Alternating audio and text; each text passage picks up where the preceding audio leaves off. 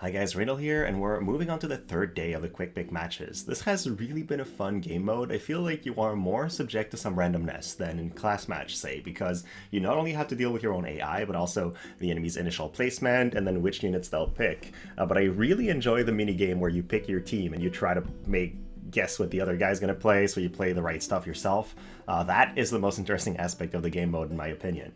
Currently we have a 6-game win streak, which is where the pressure really starts piling up for me. It's just like class matches. When you have a good streak going and you know the next win is going to give you a ton of points, you really don't want to drop a game. But it's Odo, so what can I control except the units I pick? So that is quite stressful, but I'm very much looking forward to it. I realized yesterday I did not show you guys what I was running in terms of equipment and espers, so this is it.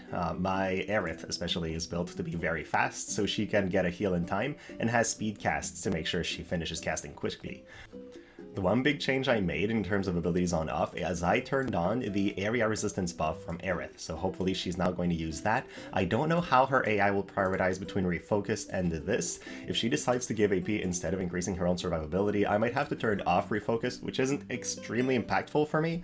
But yeah, she did get one punched by a Joom yesterday, so a viewer suggested this, and it definitely makes sense. So now let's move on to the matches. Okay, they're gonna have one good ice option, bunch of wind units, and potentially dark damage. I feel like against these guys, I might want to go my usual healing strat. I don't think Dwayne and Black Rose will kill me quick enough that Aerith can't heal through that, and I really just hope Aerith doesn't get killed by AoE attacks. The one big issue is they'll probably pick Freyevia and their 2 dark units, and if that's the case, Leela will not be able to kill Freyevia, basically ever. So I'm gonna have to kill the rest of their members with AoE attacks. This will depend on how they've set up their formation though. If they're grouped, it won't be that much of an issue. If they're spread out, then I'll be in a pretty big issue. Okay, no, they don't pick Freyevia, great. So instead, they have to be where we have Aerith, and their Leela does not have a re-raise buff, so that's definitely a little bit of an edge that we have here. Also, Aerith will have time to cast re-raise before we start taking damage, and hopefully her AoE resistance buff as well, so she should be fairly resistant to enemy little Leelas. 2800, not that bad. Okay, good, she uses the right move on her second turn. I think this is the best possible course of action. As long as our Joom doesn't get popped right here, we are in a pretty good spot. So takes Axiom, great. Yeah, this is exactly what I was hoping would happen, which means Joom gets low enough to get healed, and we start wasting some of the enemy's abilities pretty early on. Oh, they dodged our Leela's attack. That is really bad though. If that happens again, we might be in a pretty big spot of trouble here. Because our Leela is going to take that hit, get very low. Fortunately for us, she can be healed, but we really need to take down the enemy Leela here. There we go, okay. Holy Prayer gives us a buff, and at that point we're fine. If she had dodged, if the enemy Leela had dodged again, we might have just lose the match right there. That was quite stressful, actually. But here we go. Welcome to Silver. Okay, match number 2, and it seems like my sound is dead. They have 3 wind options, 3 light options. In either case, they're going to run out of AP early if they're any of the options, which means my healing setup is probably still the best for me. Aerith really has been an interesting discovery. I feel like every match I face, she's a good call. The one case where that might be different, actually, I don't know. I really feel like she's just going to stay in my team against most enemies unless they are lightning, or for some reason I feel like she's going to get killed by AoE attacks. But let's see what they picked. I have a feeling they're going to go for light. But that may just be because I didn't fight that much light throughout the season so far. Yep, oh, double light and Cecil. So they're going to give, what, a physical barrier to their guys? But I'm using magic attacks mostly. Well, I think the way they picked gives me a major advantage here. I'm not sure how they're ever going to kill a tank, because they're going to run out of AP pretty quick. Let's see though, I might be surprised, but my Joom, even though she's Joom, doesn't have that much AP to begin with. And Aerith just decides to go and attack instead of using a buff. Not what I expected of her, but fortunately for me, she survives by a very thin margin and manages to finish her spell, and then just like that, match over. Really curious what the strategy was here. At that point, I turned off Sorcerer's Storm from Aerith. She ran forward and used it. It worked out that time, but she could very well suicide because of it, and I don't want to see that happen, so I'm not going to leave that on ever again. Oh, it could be a very threatening triple light. It could be these guys. I think it's going to be these three. And in that case, I think I'm in trouble. I'm not sure how to handle that. I think I have to keep going Aerith, but she might very well just get killed by Cloud. Otherwise, she can heal back the damage from Jaden and Leela, so that might work. This is a threatening setup where they have basically all very threatening attackers, and then a Gilgamesh that can screw things around with my re-raise. I'm really not sure how I'm going to deal with that one. We are on an 8-game win streak. They went for Gilgamesh. He is very resistant to our wind attacks, so that might not have been a bad idea. Begins immediately with Keenblade, but they have Stella Maris, which means they don't have a survivability tool on their Elena. Again, I really think for this map, it's a mistake. Oh, but our Elena did not use Shell or Protect. That is really bad for us. I think she'll die to Prismatic Punishment here before we even get the re-raise off. And if that's the case, we lose. Okay, barely survives so we can get re-raise. That was so close. Because of the Keenblade on the enemy team, our start is very different from usual, and that almost cost us the match right at the beginning. Now, we still don't have Shell, but Gilgamesh should be running low on AP, and we have a buff with some defense up, which will hopefully help. We also took out the main chain threat, so okay. At that point, I'm feeling a lot more confident here. They might be able to kill us, but we still have healing, we still have a bunch of tools we can use, and apparently Aerith is out of range to heal. That is not a good turn of event. Also, Stop Strike on my Leela. Oh no, we just lost our damage source. That is actually a very, very bad scenario. We have the Ancients though, Aerith going for the kill, and probably carrying our team to victory at that point, because we don't have a Leela to deal any damage. So we're gonna heal Leela back, and I don't know if Warrior of Light can ever kill anyone else. Hopefully he can't. So we're just gonna keep healing Leela until eventually the stop wears out, or Aerith goes for the kill. So Axiom here. Wow, I am so surprised by how this match turned out. I never would have thought that Aerith would kill the enemy Gilgamesh, and then that would lead us to win. Quite a good showcase for her, I guess. Whew. Spicy.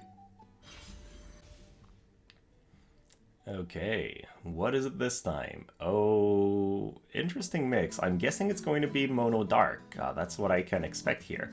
These guys probably have the damage to burst through Joom. She does have some dark resistance though. Again, I think the healer strategy is the best because if I can somewhat heal through their damage, I'm just fine. And the re-raise might help us through that because they don't run Dwayne. So this seems to be the best pick overall. The one issue I see is since I published those videos, if I keep using the same exact squad with Aerith, people might eventually know what that is and counterpick me by running Lightning, but yeah, I guess we'll see. Not too scared of that going on. But it is interesting. I guess at some point you could potentially recognize the names of the opponent. I never actually took the time to look at those, though. I'm just looking at the units frantically and trying to make my decision in time. It was as I expected, so the three dark units. Dragoon's Pride. Oh boy, it's a hasted Ruin's turn. I just hope Ruin's turn doesn't manage to reach my Aerith with his AoE. If he does, I might just lose immediately from the beginning. And again, man, I can't turn off this ability from Joom, but I really wish she didn't run without Protect. This might be the difference between her surviving the enemy team's first assault and dying to it. So there we go, takes 2 hits, and then survives the Dark Rabbi that had to be like less than 1000 HP. At that point, the defense up will be very useful for us. But we had a healing power down effect, which is pretty bad. Because of that, we're not able to do that much here. Okay, takes dual trigger, still alive by, again, very thin margin, and now finally goes down. Comes back to life. So far, so good. Hopefully Aerith is going to bring our HP back up, and hopefully we do kill some enemies. There we go. Okay. Damage control successful. Even through the healing power down, Ju managed to heal a very decent amount. I think we will eventually die to that, though. Yeah, can't turn up Stormwind Rend because it's her guaranteed hit, and it's very useful for my team. But here it almost caused us to lose. And look at our Leela just running in front without attacking because somehow her AoE attacks can't do it. That was quite risky too. Still though, decent win. Before we queue up for the next match, I just want to say I have 9,999 medals for this game mode, which is pretty funny. Okay, double lightning, perhaps bunch of other elements. I feel like Oberon might be the pick here. Then again, yeah, Leela's going to struggle with killing anybody if that's not the case. So, let's go. You know what? Aerith just does so well. I want to keep her in. I don't feel like betraying Aerith is going to be an issue. But yeah, maybe she'll just take a barrage from Cloud and go down in a bad timing, but I noticed that typically she stays far enough behind that even barrage would not be able to hit her. And if that's the case, we're good. So they do go for double lightning Yuna. My main win condition here is if I can take out Cloud, I win. But Cloud is pretty bulky against AoE attacks, and I will not be able to kill Charlotte basically ever because of how strong she is. So it's going to be a bit scary. Kinda happy that Charlotte used an attack on turn 1. That means she doesn't have any of her super important survivability buff. And then Re-Raise is on Yuna. Not what I thought would happen here.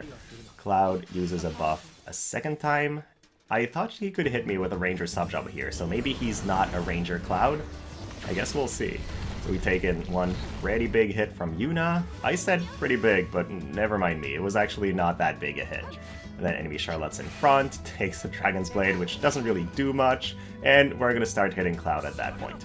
Blade Burst, so he is main sub Cloud. That means he has a very scary AoE pattern, but he will struggle with hitting my Aerith. And again, as long as Aerith is alive, I don't think there's a way they kill me.